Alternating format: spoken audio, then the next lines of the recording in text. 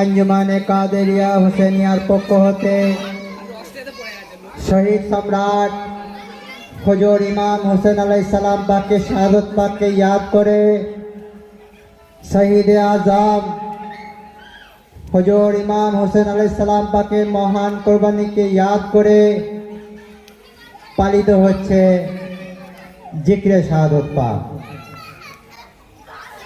এলাকার সকল স্তরের মানুষকে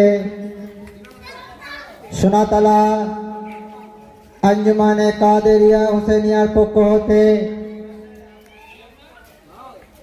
জাতি ধর্ম বর্ণ নির্বিশেষে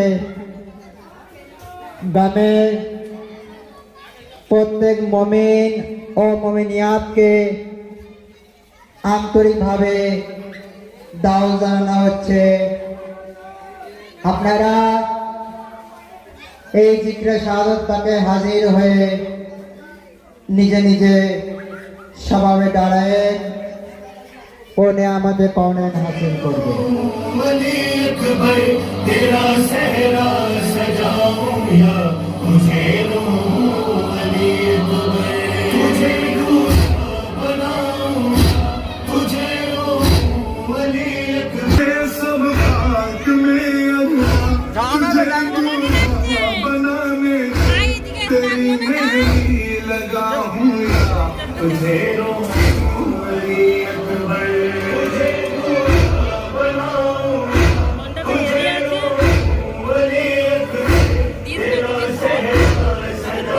ক্যামেরাটা দেখ অনেক কাছে